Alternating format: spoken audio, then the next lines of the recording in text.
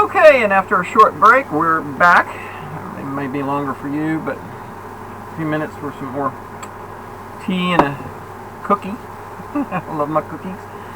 And we're going to get into inverters. Again, I am sorry that you got the AC and the fan running here, but we're going to have to deal with it because that's where I'm sitting at, right between the two of them, and it's got to run, and that's got to run to make that run. How it works with the solar. Alright, so we want to dive into inverters, and there are lots of different brands, lots of different types, lots of different sizes of inverter, and oh, see, there's so much that we can say about them. Let's see where we can start with them. Let's start with quality of brands. There are a lot of different inverters that are made out there, and I've had the opportunity to look at and install quite a few of them. But I generally want to direct you to looking for specific inverters that are, how should I say, certain brands for the quality. And one of the things I've stated before, and maybe I have or haven't in this series, but I believe in getting quality equipment because you're going to get this, you're going to depend on it, and you really don't want your ship breaking down on you. I do not have internet in this where we could do some surfing around like I did with the others. Sorry about that. I would have liked to have shown you some pictures on the batteries and shown you some brands and stuff on the inverters, but I will just tell you that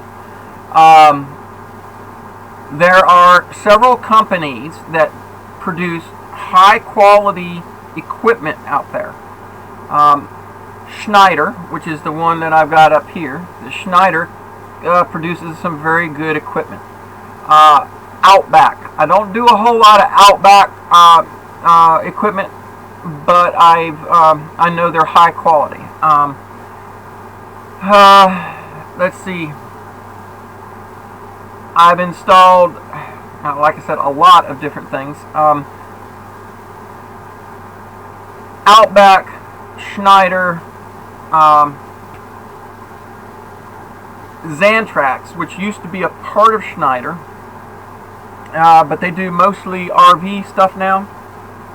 So they separated the company into two different companies, the RV division and the solar division. But I still use the Xantrax RV kind of inverters for solar applications.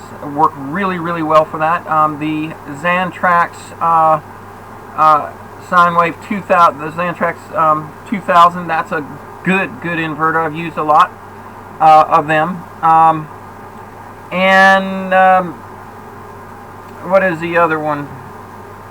I'm pulling a brain fart. What's the other one we got up in the... I can't think of the name of it. Magnum. Thank you. Magnum makes a very good quality inverter. Put a bunch of those in. And I've just started using a newer brand called Kisei, or Kisei, K-I-S-E-A. I think it is the spelling. So far it's looking like they're okay. I'm liking what I'm seeing out of the package and whatnot. There are also Wagon, I think, W-A-G-A-N, Wagon. I've used several of theirs, and I like them. And there are, a variety of others that you could look at. But for the most part, if I'm going to do a high-end or high-quality installation, I'm going to stick with Schneider, Xantrax, or Wagon, not Wagon, excuse me, or I just lost it, honey. Magnum. God, why can't I? So much does. I've been going at putting videos together quite a bit this morning here, so my mind's all over the place. Bear with me, my friends. Alright, so there's going to be a variety of manufacturers out there. There's another one out there, Sam Lux, that does pretty good, I believe. You can do a lot of shopping for these different kinds of inverters on eBay and Amazon and such, but when I was working through a solar distributor, I was pretty much doing mostly Schneider, almost all Schneider, because of the quality of the product. That's what I've got hanging on my wall. And now I do a lot of purchasing, because I've done a lot of smaller systems. I do a lot of purchasing of inverters through a company called Donrowe, D-O-N-R-O-W-E. I do a lot of purchasing through them, and they have good support there. They're a good group of guys that I talk to on a regular basis, in which because I've done so much with them, they do offer me a slight discount, which I appreciate. But there you go. They have a variety of different manufacturers to look at as well.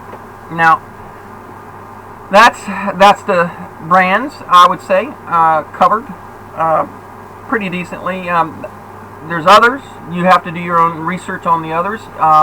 Find out if you have any reports on them. But if I'm installing, that's where I go. So let's talk about sizing your inverter. Again, we're going to talk about sizing the system separately, but when you're getting or going to put a system together, you're going to want to there's two questions I always ask when sizing a system. Matter of fact, I think what we're going to do is I'm going to do two videos. I'm going to combine the last video in with this video so we can hit the topics together, because I think they're applicable for understanding your inverters and how you're going to use them and what to get and what not. And essentially, let's wrap it all up together. So when I size a system, there's generally two questions that I ask. The first question is, what's your budget? And then the second question is, what do you want to run? Okay? Because one doesn't necessarily always help the other one out, if you know what I mean. You may not have the budget to run everything that you want to run, or what you may want to run may not need a budget, or may need a budget differently than what you might think it might need. So generally there's those two questions. What do we want? What do we need to run with it? And then once we figure that out, the next question is, can we do it in a budget? Do you have a budget and the money in order to handle getting the equipment? So let me pause. Alright, we're back. I think I got that figured out right. Sorry, had to take a quick break. Okay, so sizing a system is very much tied into our inverter discussion, because our inverter is basically the output of our system, and that is the primary function of the inverter. The primary function is to take the stored energy that's in our battery banks, or the energy that's coming through the charge controller, and invert it, take it from DC to AC, so that we can use it with our everyday uses, our lights, our appliances, and the things that we use our power for. Everything from computers and everything from computers to our water systems, our again, like I said, our appliances, our refrigerators, our freezers, and that kind of thing, or power tools. I run a lot of my stuff off of solar. Table saws, drill presses, my lathe, all of that goes off of it. You may need it for water movement. There's a lot of different things you may need. Power for, and that's the job of the inverter, is to put it into a state that your component is designed to take, which is in some form of AC. So when you're sizing a system, you're going to most likely begin with your inverter size, because it has to do with what you need to run. And there are generally two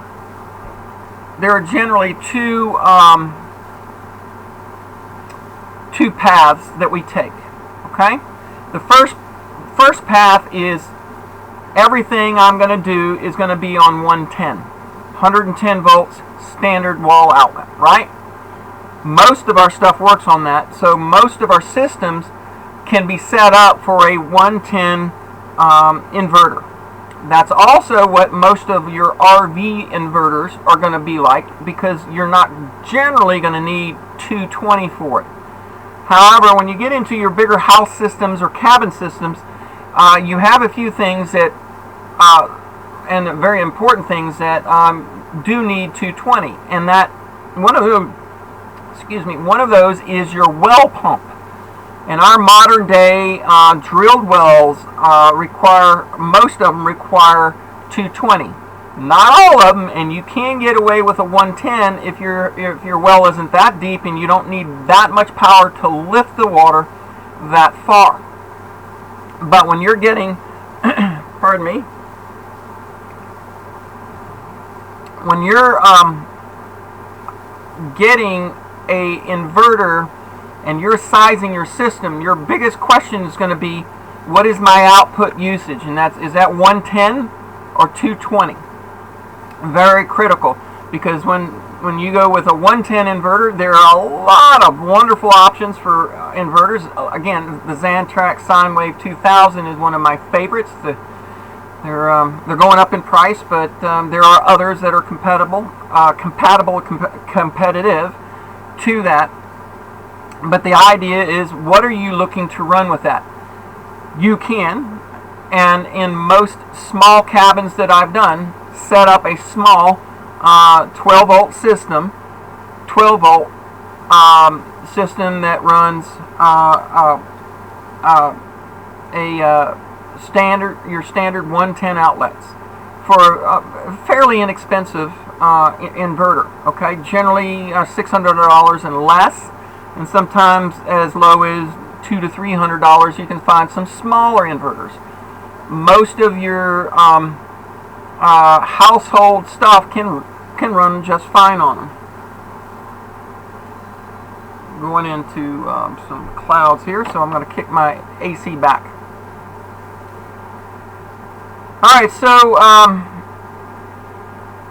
having some lights, having some power to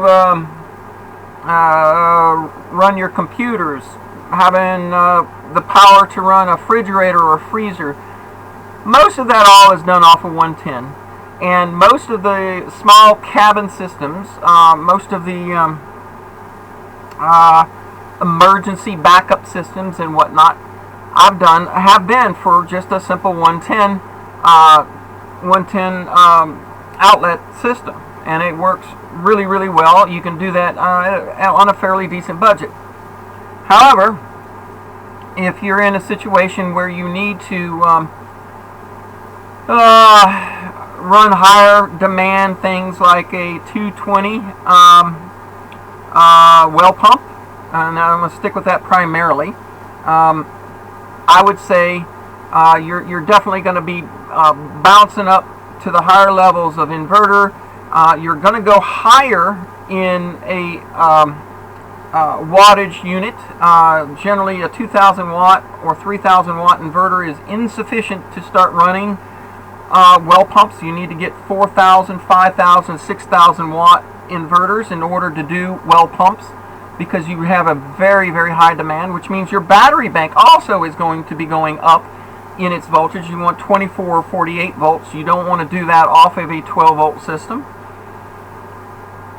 It's doable, but it puts a very high demand on the on some of the inverters. You can get some high wattage inverters that that will do a 12 volt system, but they're generally not made to do that because of the high levels of inverting that needs to happen. Is very inefficient, So you want to keep in mind that if you're sizing your system, if you don't need 220, you have a better option of staying in that 12 volt range for your battery bank. But once you get into 240, you're generally going to be bumping up your battery string voltage to 24 or 48 volts. So one of the things I can do with my a lot of the things that I can do with my inverter is run a lot of different things, like welders. I can weld. I can run table saws and my lathe and power equipment. All of that with it. With the understanding that up to that nominal, and let me state this so everybody understands, the wattage rating on all inverters is exaggerated. So if it's a 4,000 watt inverter, well, it's not going to run 4,000 watts. If it's a 2,000 watt inverter, it's not really going to run 2,000 watts. Not going to happen. Why they do that, I don't know. But what you want to do is, always get a inverter with a higher wattage than what you think you need. And, anybody who's got a little bit of ingenuity can go around to an appliance and go, okay, well, this freezer over here, when it's running, it's rated for this voltage and this ampage. Volts times amps equals watts. So if you got 110 volts, like the little chest freezer, the tiny little chest freezer I got out in my shipping container, when I plug it in, it's running at 110 volts, but it's only pulling like 0.7, 0.8 amps. It's not pulling a whole lot of ampage. So in total, it'll start out running around 100 watts, but after it's settled in and the compressor's warmed up and everything's running really smoothly, it's only pulling about 80 watts. Okay, with an 80 watt inverter, or 80 watt appliance, I might say, well, heck, I don't need a 2,000 watt inverter. I can get a 1,000 watt inverter. Yeah, you could do that. But then when you start stacking a few other things on it, then you're going to have a higher demand. And compressors on air compressors or refrigerator compressors and all that have a high startup power, high demand, initiating demand. In which case, you need that front load kick on, and a smaller inverter may not be able to handle that. And a lot of them don't. So you generally tend to want to increase the size of your inverter in order to handle things when you start having initial load surges. So compressors do that. If you don't have a refrigerator or a freezer, you could do with much less. Laptops, computers, lights, and things like that don't really require that high startup voltage, so you can do with lesser of an inverter. I wouldn't recommend anything under a 2,000 watt inverter for any cabin system, simply because I know what kinds of things people want to do when they plug things into the wall. It's just the nature of our usage and our habits and our consumption. So when it comes to sizing your system, one of the first things you're going to want to do is know what you plan on powering with it.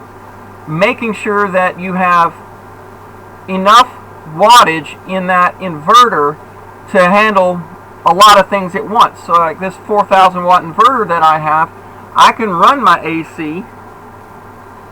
And I can run all three of my chest freezers and a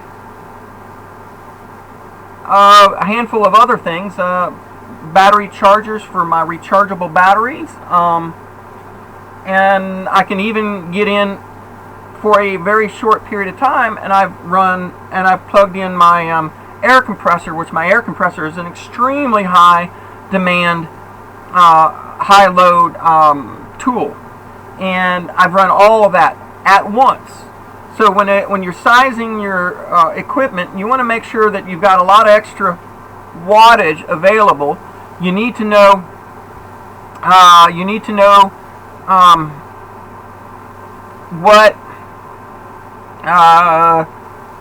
what your voltage is going to be. What your voltage is it going to be a 110 outlet, or is it going to be a 220?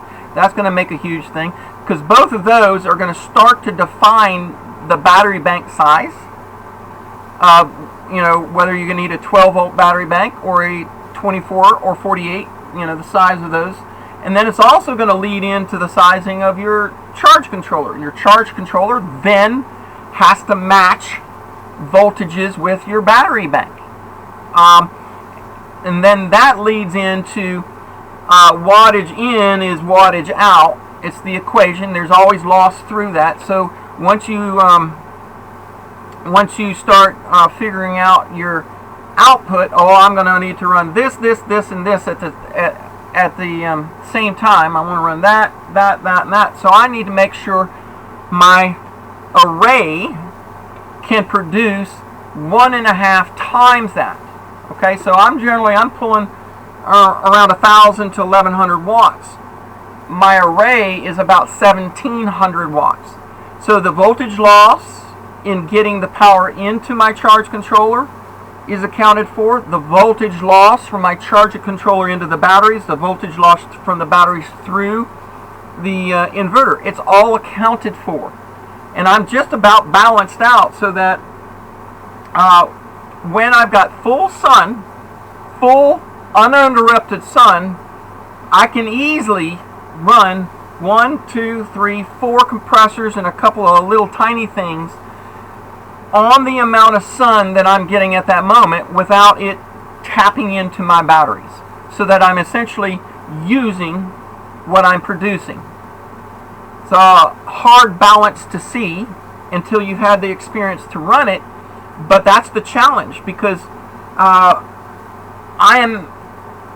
am zeroing out in my best conditions. So when the sun went behind a cloud a little bit ago and it kind of dimmed out, I knew immediately that I was not producing enough on my panels to run what I was wanting to run, so I need to kick something off. So I kicked the air conditioner compressor was the highest demand thing, so I just took it off for a few minutes, waited for the sun to come back out, and then kicked the compressor back on.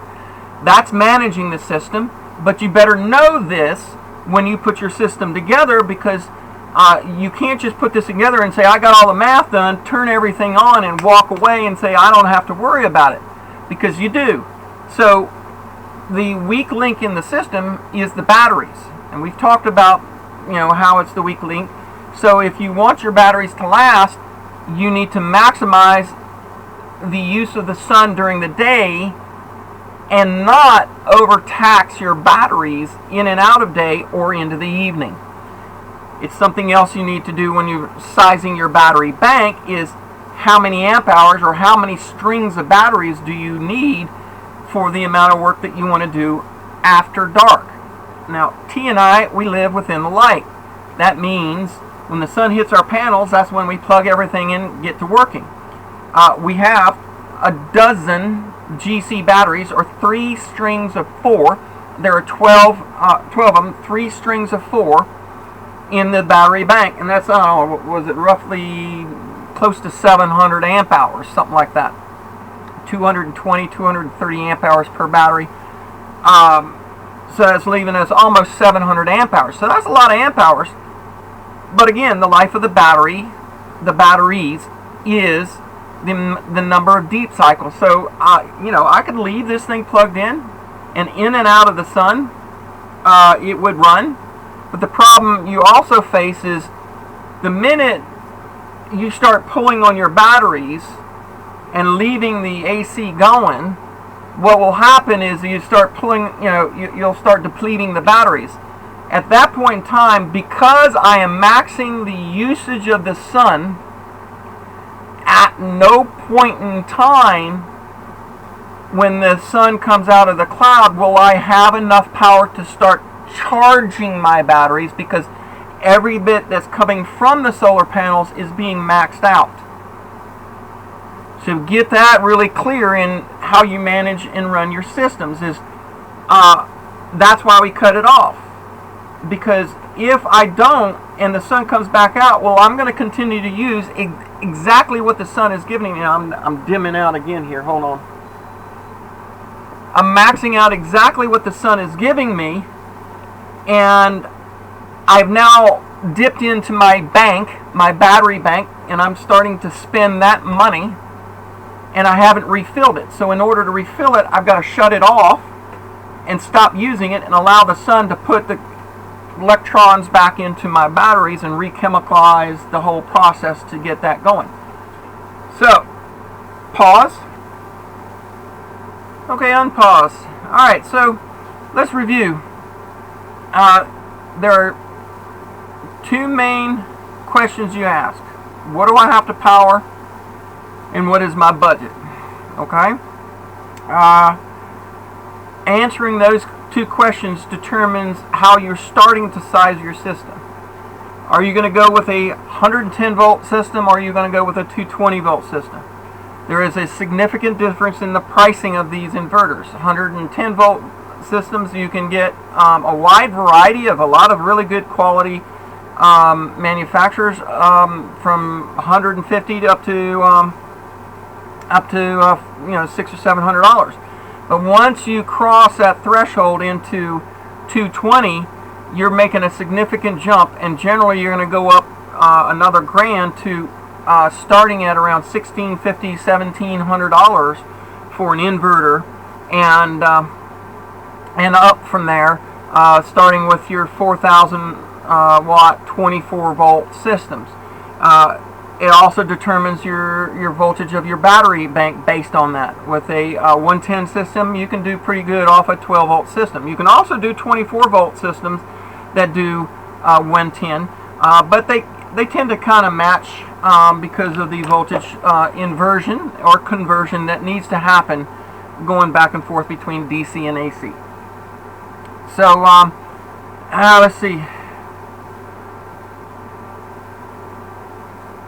Sizing your system, once you've got your needs figured out, you're going to essentially upsize your charge, or you're going to size your battery bank based on how many amp hours you think you're going to need, and increase that in the evening.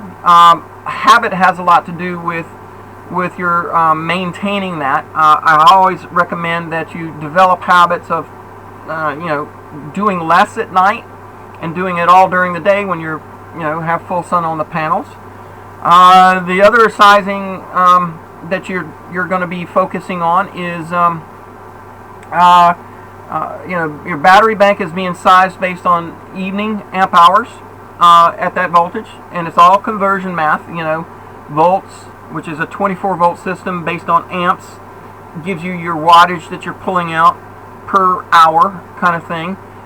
Do the math, and then you're going to oversize your inverter, and unless you got a really small system where you're going with a small budget and you're just going to do a straight voltage inversion or voltage control, charge controller, where you're doing a non-MPPT charge controller, or you're going with an old C140 or something like that, an older system that needs a direct input of the voltage of the battery bank. Say you're going to do a 24 volt system.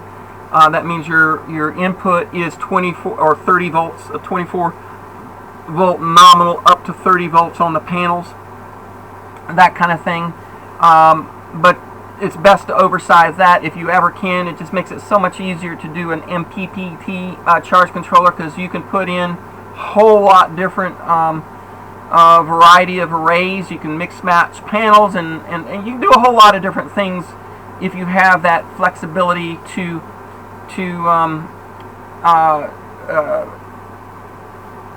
change the voltage within the charge controller from a higher DC voltage to a lower DC voltage for your battery bank. And then on top of that, sizing your panels and your panel array is going to be based on generally about 1.5 times your max output. So whatever you think you're going to need at one point in time in the way of wattage from your appliances and stuff, you start adding, well, this one takes so many watts, that one takes so many, and if I'm running everything at once, the AC, turn that back on, the AC, the freezers and all this, let's take that and multiply that 1.5 times, because you're going to have voltage loss all the way through and power loss all the way through, so you need to be prepared for that. And that's, I think that pretty much covers it. You know, there are different brands when it comes to wiring and connecting them. Almost every device that I see now comes with its own wiring diagram of how to hook up the positive and negative. It's color coded, red and black. It's very hard to mess that up. The only thing I would say is, you know, always be safe. Make sure things are powered down before their usage, before you're while you're connecting them and stuff, disconnected and everything. And then flip breakers and then turn buttons. You know, be safe about them. I know I'm getting kind of long in the tooth, but let's keep it at that. This is the generals. This is the basics, and I could go on for another 2 weeks on all the information that I know, but it's impossible to do. And get everybody's questions answered. I'm trying to get general stuff so that anyone who listens to this can go, okay, well, I need to do this. This is what I want. She has said this, and this is the way to get there, and these are the ways I have to answer those questions. Well, if I want to do this, if I want to run these things, I need to size. You work backwards through your system, and then you make your selections on components, and you can mix and match, and a lot of them will work together in different ways. I love the Morningstar charge controllers, and I love the Xantrax inverters, the Xantrax ProSign 2000s. Those are very nice small system inverters. They've gotten a little pricier. I used to get them for $350. Now they're $450, $460, and so I've started trying the cassettes, where they're a little bit less expensive. But you'll have to make your decisions on that when you go to ordering your equipment based on availability, because availability is getting challenging in many areas. Okay, I think I about got this one long enough.